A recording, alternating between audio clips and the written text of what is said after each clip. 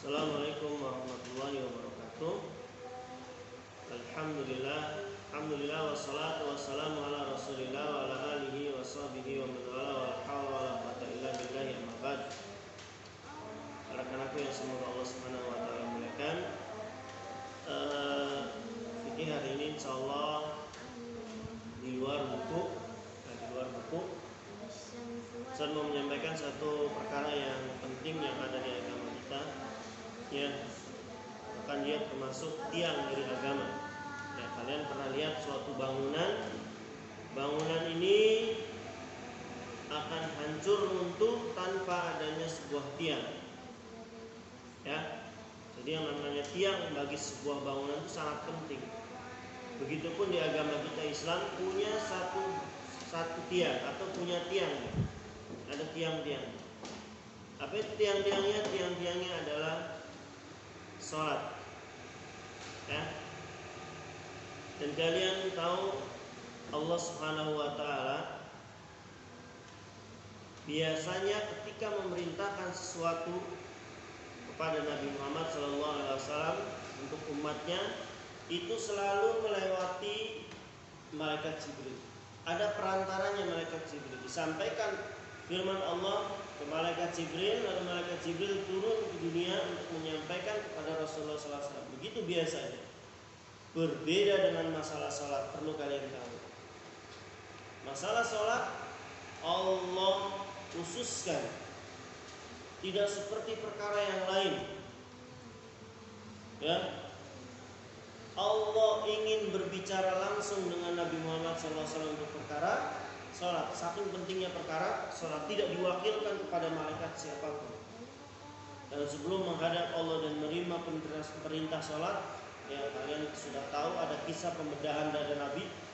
Ya, dada Rasulullah SAW dibedah oleh malaikat Jibril, diambil hatinya, dicuci dengan air Zam-Zam, pasang lagi tanpa ada satupun jahitan, tanpa ada setetes darah pun, tidak sakit sama sekali. Ya, ini mukjizat Rasulullah SAW dan ini kekuasaan Allah. Allah Maha Mampu. Tapi yang terpenting di situ adalah kondisi Rasulullah 100% suci badannya dan suci hatinya ketika mau menghadap Allah Subhanahu wa taala untuk menerima perintah salat. Ya, jadi perintah salat ini luar biasa.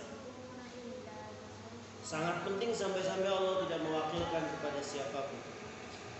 Dan tahukah kalian, selain tadi perintah sholat langsung dari Allah, sholat pun menjadi tolak ukur baik atau tidak amalan kalian. Rasulullah SAW pernah bersabda, Inna awwala ma yuhasabu bihil abdu min amalihi as-sholat. Sesungguhnya yang pertama kali akan dihisab oleh Allah Subhanahu wa taala di hari kiamat adalah sholat. Ya, sungguh yang pertama kali akan dihisab dari amalan seorang hamba. Ya, Ustadz kalian dalam 24 jam ini sehari semalam ada yang sholat, ada yang ngaji, ada yang menghafal Quran, ada yang tahsinul Quran, ada yang sedekah, ada yang membantu kedua orang tua, ada yang menolong anak yatim piatu dan seterusnya. Seluruh itu mana yang pertama kali dihisab, dihitung oleh Allah? Ternyata adalah perkara sholat. Perkara yang pertama kali akan dihisab oleh Allah. Dan tahukah kalian, kata Nabi, ya, wa in salat salaha sa'iru amali wa in fasada sa'iru amalihi. Jika sholatnya baik, seluruh amalan yang lain dianggap baik. Jika sholatnya buruk, amalan yang lain dianggap buruk. Hati-hati. Ya, sholat ini menentukan baik atau tidak, bagus atau tidak amalan kalian. Ya, kalau amalan kalian, sholat kalian baik, amalan yang lain dianggap baik. Kalau sholat kalian buruk, jelek di mata Allah, maka seluruh amalan lain yang kalian lakukan dianggap buruk pula oleh Allah Subhanahu wa taala. Jadi ini hebatnya sholat. Dia menjadi tolak ukur amalan yang lain. Ya.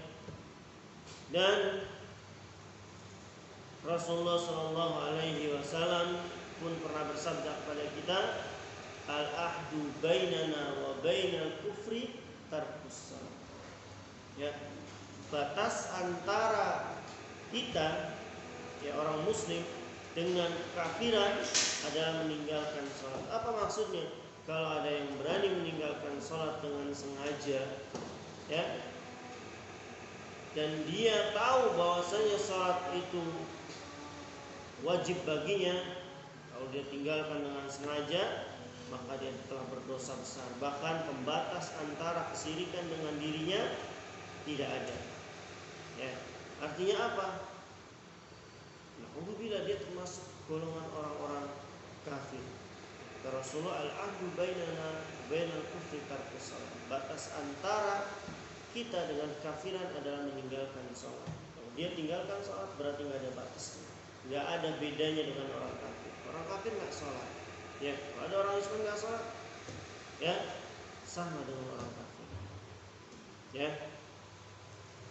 Kalau meninggalkan sholat dengan malas-malasan, bagaimana? Dia telah melakukan dosa yang sangat besar, dosa yang sangat besar, lebih besar daripada membunuh, lebih besar daripada berzina, lebih besar daripada mencuri, lebih besar daripada merampok sekalipun. Meninggalkan dosa sholat jauh lebih besar dari dosa-dosa yang tadi Ustaz sebutkan.